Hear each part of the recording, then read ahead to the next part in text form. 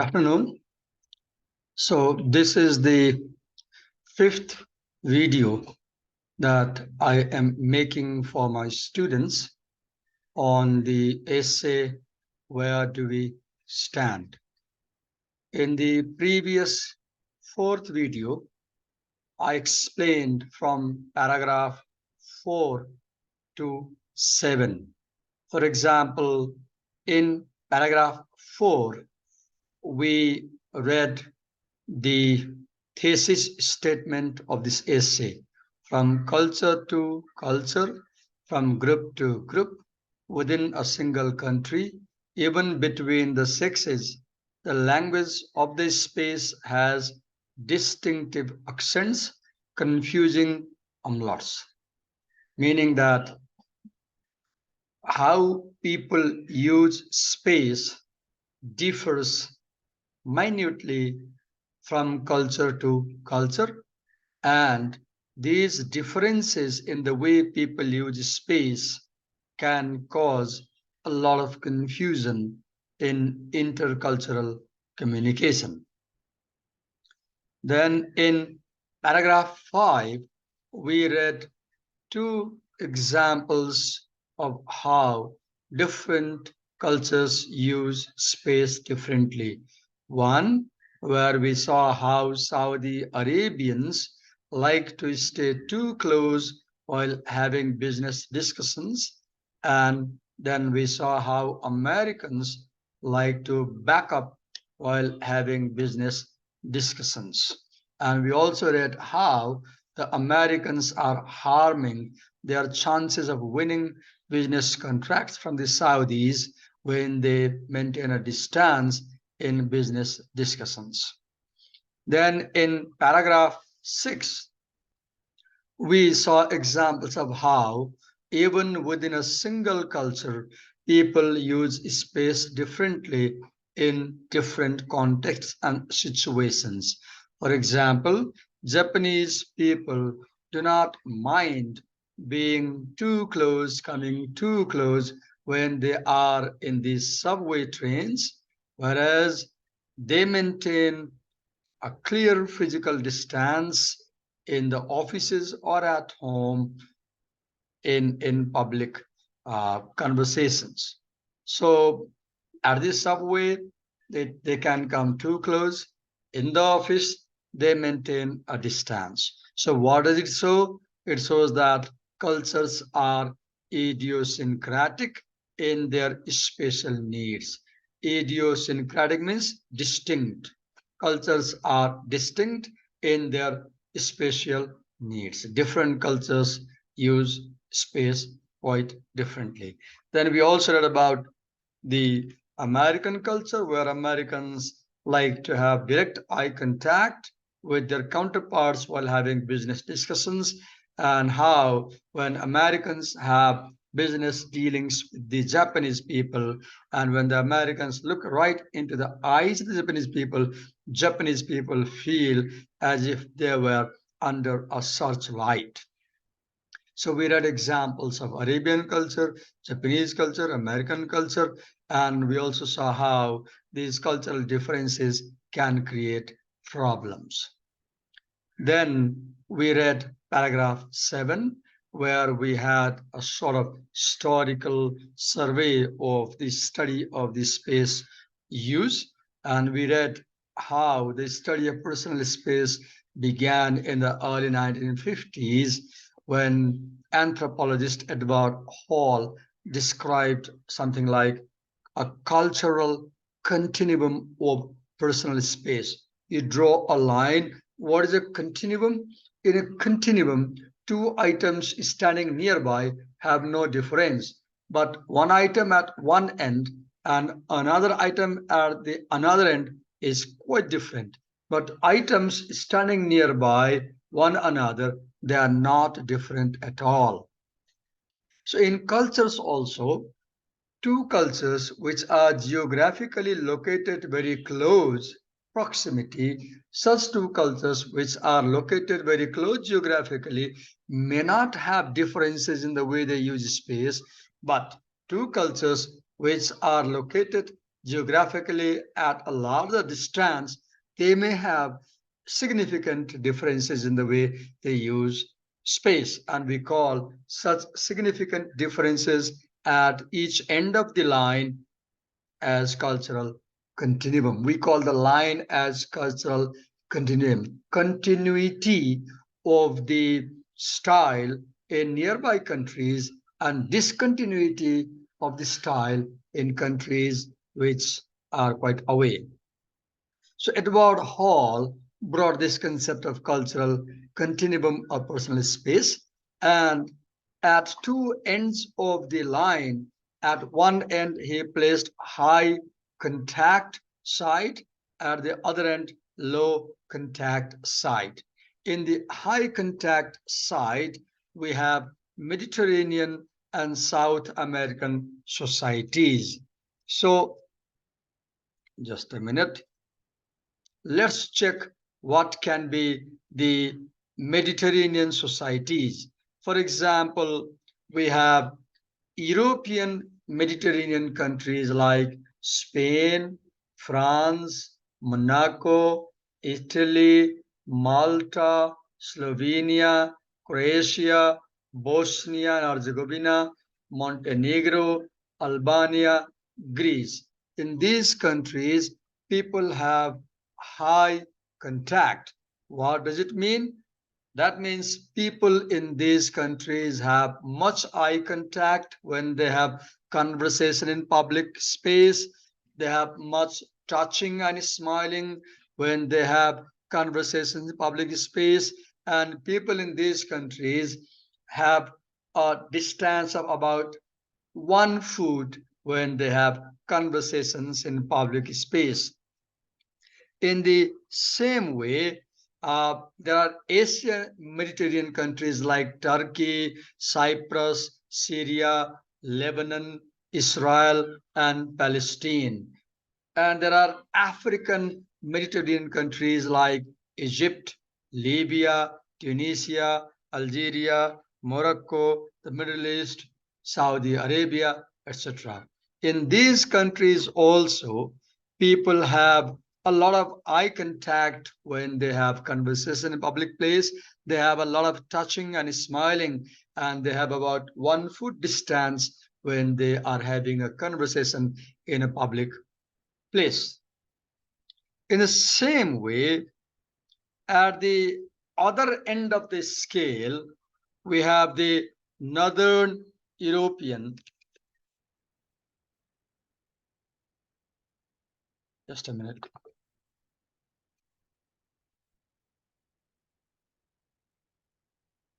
We have Northern European countries, which are, let's say, low contact countries. And in these countries, which we can group as low contact countries, if you look at someone's eyes for a long time, if you have a lingering gaze, then gazing at someone can be offensive, manipulative, disrespectful, invasive. People don't like being gazed at.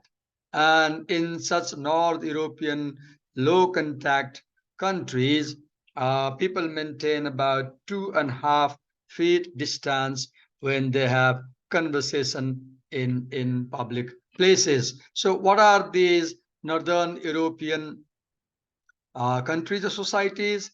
Like, for example, we have Denmark, Estonia, Finland, Iceland, Ireland, Latvia, Lithuania, Norway, Sweden, and United Kingdom.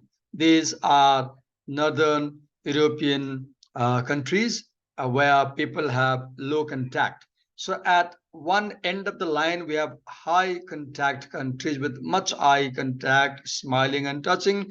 At the other end of the line, we have low contact countries with little touching, little eye contact, and little smiling. And in high contact, people are 1 foot apart. In low contact, people are 2.5 feet apart while having social chat. Okay, now let's move to paragraph 8. So let's read. in the middle of the road, we have two ends, high contact, low contact. Now, in the middle of the road, we have United States, neither high contact nor low contact. People usually stand about 18 inches apart for having social conversation, right? Unless we want to win foreign friends and influence people, in which case research shows we had better adjust our posture. So the writer is advising the American readers, American audience, that if the Americans want to win foreign friends, if they want to influence people in other societies, then Americans should adjust their posture and should rethink their distance when they talk to people in other societies. She's advising that if you go to a high contact country, try to stay closer to your counterpart. If you go to a low contact country, try to maintain a distance from your counterpart. Then she writes, in one study, when British graduate students were trained to adopt Arab patterns of behavior. Now, British people have low contact and Arab people have high contact. Facing their, like for example, Arab people like facing their partners straight when they have business dealings, or Arab people like to have a lot of eye contact and smiling when they talk to the counterparts.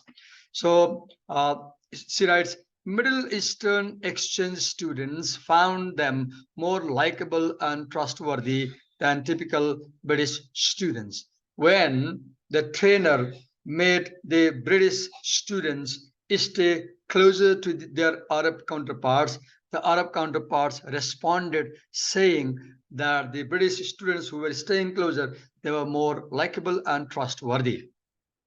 In contrast, the misuse of space can call whole personalities into suspicion. Look, as we grow in our culture, we unconsciously absorb the rules of space use.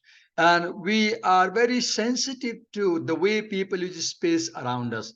And whenever someone violates this tacit rules of space use, then we instantly become so sensitive and we become so aware and conscious if someone violates this rule of space use. For example, if we don't like being touched and someone touches us, we become alert. Let's read. When researchers seated pairs of women for conversation, those forced to talk at an uncomfortably large distance were more likely to describe their partners as cold and rejected. Look, earlier in paragraph 4 in thesis statement, you read that how people use space differs even between sexes, the male and female. Now here we have the example. When you make two women sit at a larger distance, then one has a feeling that their partner who is sitting at a larger distance is cold and rejecting. So women do not like their counterparts maintaining distance. When women have conversation, normally, usually, they like to stay closer. Now, how about men? Let's go to paragraph 9.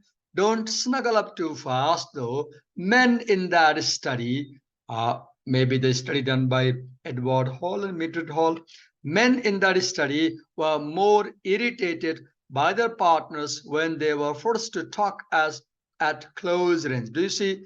Men do not like staying close when they have conversation. Women like staying close when they have conversation. Spatially speaking, SPATI, it seems men and women are subtly foreign to each other. Women like staying closer when they have conversation. Men like staying apart when they have conversation. No matter whether a society operates at arm's length or cheek to jowl, at a distance or closer, the women look at each other more when they have conversation, and women stand a bit closer when they have conversation than men. Men look at each other less when they have conversation, and men do not stay closer when they have conversation. Let's go to paragraph 10. It just goes to show that you can't take things for granted even within the borders of a single country. Now, in the thesis statement in paragraph 4, let me take back to 4 and show you once again. Look how the whole essay is revolving around this thesis statement. From culture to culture. And you saw examples of Japanese, American, and Arabian culture in paragraph 5 and 6. From group to group within a single country. You saw how Japanese at Subway use space and how Japanese use space in the office. Even between sexes, you saw example of how women use space and how men use space. The language of space has distinctive accents, confusing or not. Do you see how the thesis statement is controlling the whole paragraphs? All the paragraphs develop from this thesis statement. Okay, let's move ahead. Paragraph 10. It just goes to show that you cannot take things for granted even within the borders of a single country. Take that unwilling amalgamation of ethnic minorities, the Soviet Union. Now, in the thesis statement, it said that even within a single country, people do not use space the same way everywhere. Now, here is an example. In paragraph 4, writer said that even within a single country, people do not use space the same way. In paragraph 10, she brings an example of Soviet Union.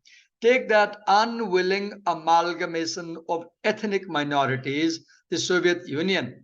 According to psychologist Robert Soma, another important thing to understand here, in academic writing, authors often try to create credibility in what they're saying.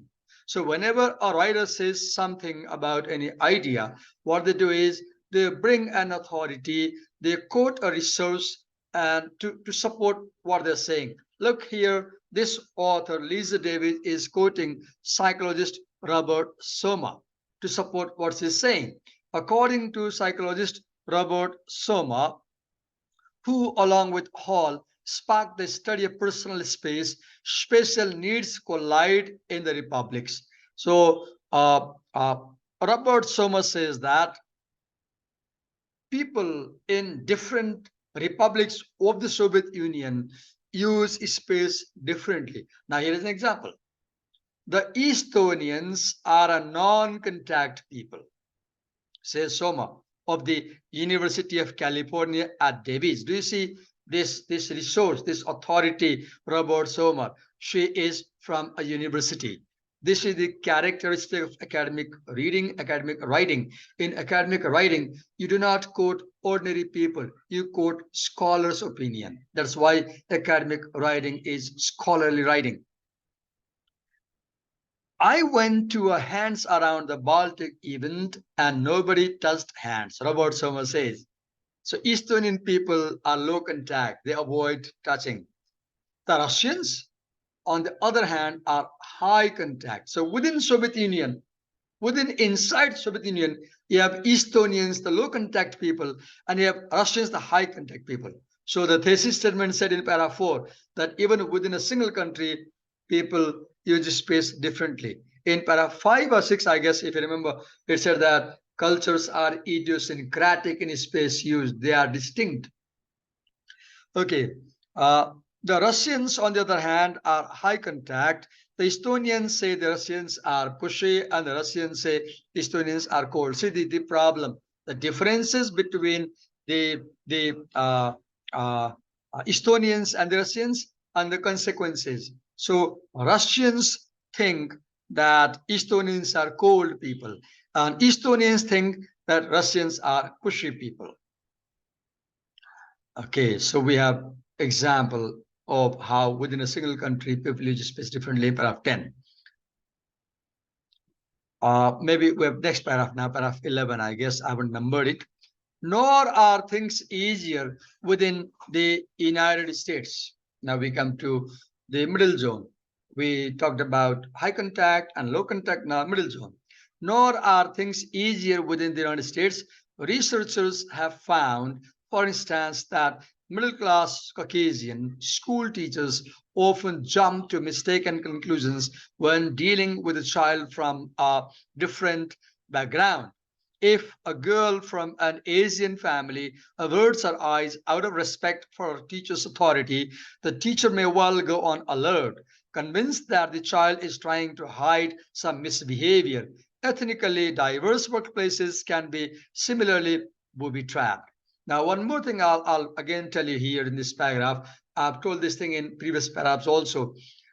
A paragraph has a main idea and it has supporting details. So let's read the paragraph. Nor are things easier within the United States. Researchers have found, for instance, that middle-class Caucasians. Now look, the main idea is that even in United States, different people use space differently. Main idea. Now example, there is a middle class Caucasian teacher and there is an Asian student. Now this Asian student averts her eyes, looks down when she's standing in front of the teacher out of respect. Now Caucasians, the Americans, they have the habit of having eye contact. And when the teacher sees the student looking down, then the teacher has doubt that the student has done something wrong and she's trying to hide something. Look, the misunderstanding because the Caucasian teacher does not understand that the Asian students avert eyes out of respect. Okay, now we have a table. In academic writing, another feature is academic writing might contain graphs, diagrams, charts, tables, pictures to present information. In academic writing, information is presented not only verbally, it is also presented in many other ways. Now we have a table here. Spatial patterns of North American people. How the North American people use space. We are talking about America. Okay, we have 4 columns. Intimate conversations. When two people have intimate conversations, North Americans have 18 inches difference or they touch each other. Touching to 18 inches distance, let's say. When two North Americans are having a conversation, they might either touch each other or they may have 18 inches distance. When do we have intimate conversations like private situations with people who are emotionally close, husband, wife, father, son, brother, sister?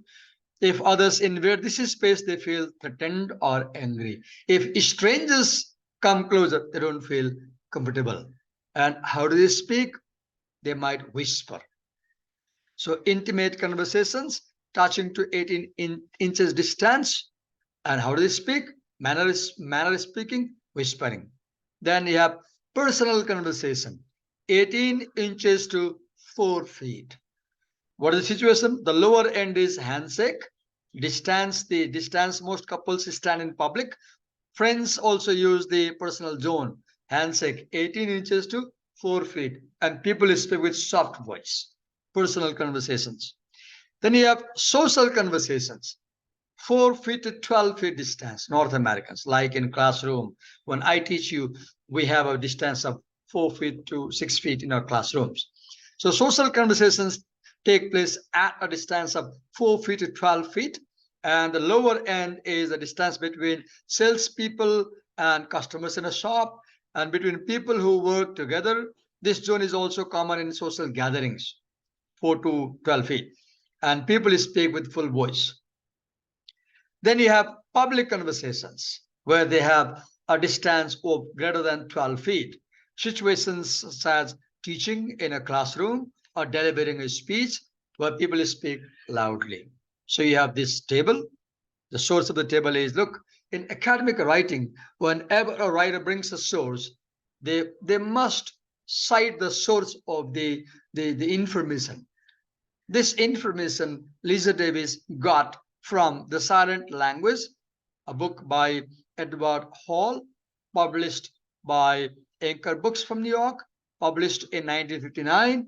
And this table is on page 84 and 85 in that book. We call this in-text citation, or let's say avoiding plagiarism.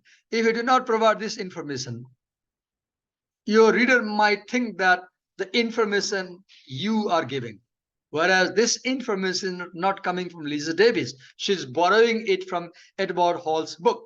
So whenever you borrow any information from some sources, what do? You mention the source name, book's name, for example. You mention the author's full name, for example. You mention where the book was published, place of publication, for example, and you mention name of the publisher. You mention year when the book was published, and you also mention the page numbers on which this information is available in that original resource. This is another characteristic of academic reading and writing. That's why academic writing is trusted and it is respected, because writers speak with evidence here. Let's continue reading. Such glitches, we are continuing from here. Yes, here we're reading here. Ethnically diverse workplaces can be similarly booby-trapped. Ethnically diverse places, places where people from different ethnic background live, they also may use spaces differently. And you should be very careful when you come to a place with ethnic diversity, because within a short distance, you might see a very different way of using space. Booby trap is, a metaphor like landmines. Such glitches, confusions arising from space, such glitches are all the more likely because spatial behavior is automatic. Look, the main idea of the paragraph. The main idea of this paragraph is spatial behavior is automatic. As we grow in our culture, we unconsciously keep on learning how we have been using space and how others have been using space. And whenever someone violates this rule of space use, we automatically become alert. It snaps into focus only when someone doesn't play by the rule. When people are following rules, you don't care, you don't mind, you're not conscious. The moment someone violates the rule, you become alert. Say an American businessman is alone in a roomy elevator. When another man enters, the newcomer fails to perform the national ritual of taking a corner and staring into space. What do Americans do? When an American enters in an elevator, what he will do? He will go into the corner and he will look into space. He will not have eye contact with the people whom he doesn't know in the elevator. Now imagine an Asian gets into the elevator with the American, and the Asian stands too close with the American and has eye contact with the American. Now this behavior, staying too close with the American and having eye contact, this violates the way Americans use space, and the American becomes alert. Look what happens. Instead, he stands a few inches away, now smiling, which is simple politeness in some cultures. You start to search for a reasonable explanation. Look, when you see someone, when an American sees someone looking at him and smiling, then he needs a reason, says psychologist Eric Novell. Look, another reference. One characteristic of academic writing is that it uses abundant of trustworthy, reliable, uh, credible resources and authorities to support the argument that it is making. Look, see again, Lisa Davis again brings another scholar from the University of Arkansas, psychologist Eric Novels. What does he say? In many cases, you come up with one without even being aware of it. You say, is this guy a pickpocket? Now the American will think about this smiling foreigner. Or is he a pickpocket? Is he psychotic? If no explanation seems to fit, you just think this guy is weird because he is using his space in a different way. I better get out of here. So do you see the cultural differences and the problems resulting from cultural differences? So see, this essay is a, let's say, problem and solution essay. We are not yet reading solutions, but we have good examples of problems. Let's go to paragraph 13. In fact, such caution is not always unwarranted. because an abnormal use of space can indicate that something odd is going on. This is the topic sentence in paragraph 13. What is the topic sentence? An abnormal use of space can indicate that something odd is going on. When someone doesn't use space normally, you can easily think that there is something wrong. Now look at the example. Research has shown that when people with schizophrenia approach, schizophrenia is a psychological disorder. Research has shown that when people with schizophrenia approach another person, they often either get closer than normal or stay unusually distant. And a small study of prisoners seems to show that, look, the study of prisoners, those with a history of violence needed up to 3 times the space taken by non-violent people. So violent people maintain larger distance when they stand and talk to someone. These are reminders that the human need for space is based on an animal reality. Look, she's giving reason. Lisa Davis is giving reason why people use space the way they use. Up to now, she was describing how people use space. Now she's telling why people use space that way. These are reminders that the need for space is based in an animal reality. What is that animal reality? The closer you allow a stranger, the more vulnerable you become. So if you want safety, you don't allow people to come closer to you. Because if somebody is very close to you, they might easily attack you. Let's read paragraph 14. But the spatial differences among cultures point to something beyond self-protection. So people maintain distance for self-protection. One answer why people use space the way they use. Anthropologist Edward Hall suggests that a culture's use of space is also evidence of a reliance on one sense over another. Now look, she's explaining in this paragraph 12, 13, 14 why people use space the way they use. And first she said that maybe there is a reason for security. Then now she says that another reason is the sensory, the senses they use to study the environment. She gives example. Middle Easterners like Egyptians or Arabs get much of their information through their senses of smell and touch. People from Arab societies and Egyptian societies, they use smell and touch to study the environment. So they require to stay close when they talk to someone. Americans do not rely on the sense of smell and touch to study the environment. Rather, Americans primarily rely on visual information. They use visual senses to study the surrounding. So they need to back up to have a broader view, right? That's why Americans need larger space to study the surrounding, whereas Egyptians, for example, need to come closer because Egyptians or Arab people depend on the sense of smell and touch to study the environment, whereas Americans depend on sense of the sight. Next paragraph. Conversational distances also tend to reflect the standard greeting distance in each culture. Another reason why people use this space the way they use. And she says that the way people use this space reflects greeting habits in different cultures. Who says this? State Department expert Bechtold. She referred to Bechtold paragraph 1. Look, by referring Bechtold again, back in again this paragraph, she is rounding up the essay. Americans shake hands and then talk at arm's length. Look, Americans shake hands and then talk at arm's length. Arabs do a Hollywood style cheek to cheek social kiss. You touch the cheeks and you kiss. And their conversation is similarly up close and personal. And at a distance greeting, Americans greet at arm's length, Arabs touch cheeks.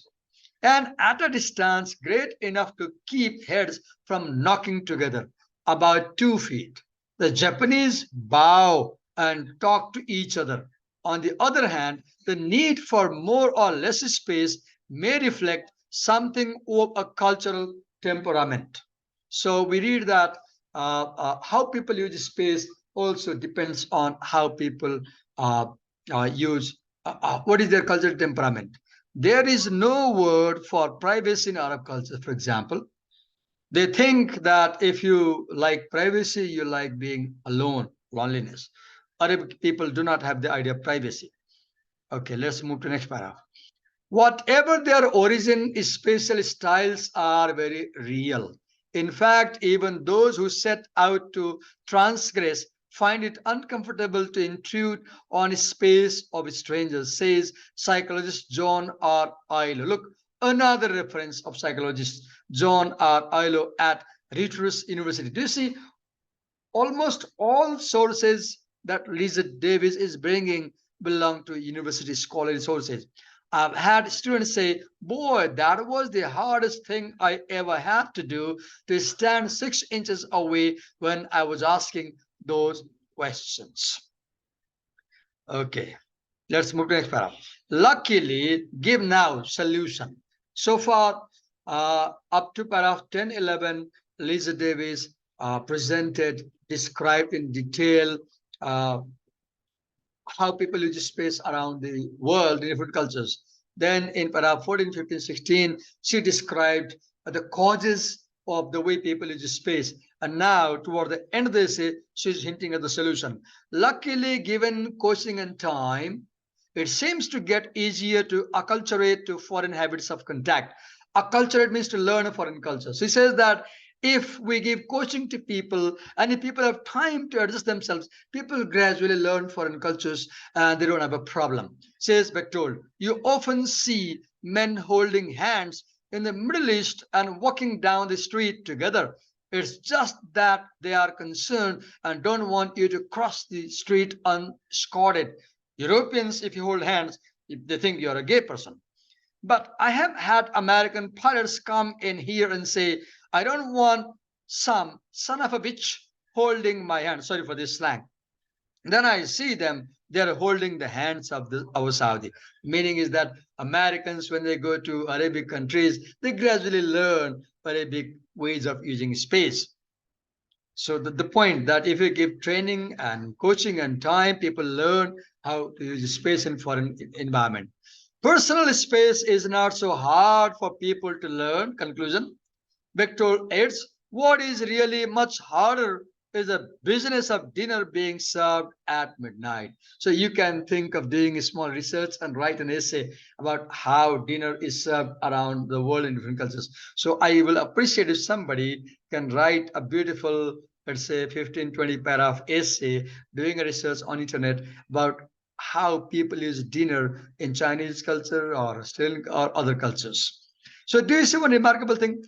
The last paragraph names Bechtold, and the first paragraph also names Bechtold. Let me go back to first paragraph and show you. Look, in first paragraph also, Lisa Davis mentions Peter Bechtold. Because my word is not activated, I have lost my license. It's expired, so neither can I edit nor can I highlight. I can do nothing in my Word file. I can simply read. I'm trying to activate my office. So in paragraph 1, Lisa Davis uses Peter Bechtold, and in paragraph 4 also, sorry, in paragraph maybe 18 or 19, I haven't numbered. Last paragraph also, she uses the same name, Bechtold. And by repeating the same name in first and last paragraph, she achieves a sort of unity. So let's quickly review from paragraph 1 to the last paragraph and see what we read in this paragraph, in this essay. First paragraph presents a scene where Middle Eastern and Americans have conversation. Middle Eastern comes close, American backs up, and then the American, paragraph 2, the American feels bullied, the Middle Eastern feels chilled. Paragraph 3, We read about zone of privacy, how people have their own sense of privacy, how Americans have the sense of privacy. But for very important, we have the thesis statement: from culture to culture, from group to group, within a single country, even between the sexes, the language of the space has distinctive accents, confusing umlauts. The most important sentence in the whole essay, the heart of the essay, the whole essay is an elaboration of this statement. We call this a thesis statement. Para 5, example of the thesis to support the thesis statement. Examples: Saudi Arabians and Americans, how they use space differently. Para 6, examples of Japanese Americans, how they use space differently, even inside at subways or at home. Para 7 expresses the deals with the idea of cultural continuum: high contact culture, low contact culture. High contact cultures have more eye contact, more touching, more smiling. Low contact cultures have less touching, less smiling, less eye contact. Paragraph 8. Then we read about America, how Americans use space. Then we read about how British people use space. And then in paragraph 9, we read how men use space, how women use space. Men maintain distance, women come closer when they talk. Paragraph 10, we read about how people use space in Soviet Union, how Russians use space, how Estonians use space. Then paragraph 11, uh, how Americans use space within America, Caucasians use space differently, Asians use space differently. Then we have the table there about how North Americans use space, intimate conversations, they whisper and they're very close. Personal conversations, they speak with soft voice. They have 18 inches to 4 inches, 4 feet distance. Then social conversations, 4 feet to 12 feet, speak with full voice. Then public conversations, 12 feet distance and speak in louder voice. Then we have paragraph 13, I guess, yes, 13, where we read, now from paragraph 13, she starts discussing the reasons for the way people use space. And she says that research shows that people have security reasons. For example, violent people need larger distance. People with schizophrenia either come too close or stay too distant. Then in paragraph 14, we read about how people depend on different senses and how this affects how they use spaces. For example, Middle Easterners use sense of smell and touch, so they have to come close. Americans use visual sight, so they have to stay apart. Then in paragraph 15, we read about how greeting habits also affect how people use space. For example, Americans stay at arm's length and do handshake, whereas Arabic people touch their cheeks. Japanese people bow and talk to each other. They maintain distance. Greetings also affect how people use space. Then we read that we can towards last part of the essay, we read that if people get coaching and time to learn about new culture, they can adopt a new culture and they can feel comfortable. And we have example how Americans don't like touching each other by the hand in America. When they go to Egypt, for example, pilots, they have no problem holding someone's hand over there. Then she ends the essay by saying that personal space is not hard to learn, but it's difficult to learn why people have dinner at midnight, right? So this is how I tried to make a video for you. What I want to do is that you watch these videos at home before you come to my class, and in the class I won't teach you because I want to use that classroom time to make you present. We have limited time, 48 hours only. So I want to press you to watch these videos at home. You spend more time at home. And when you come to class, come with full understanding. And we'll use classroom time where we'll let you present and we'll make you active in class. Thank you so much for watching. If you have any questions, note it down and ask me in the class. Or you can message me, or anyway, you can approach me and ask a question. Thank you for watching. Thank you.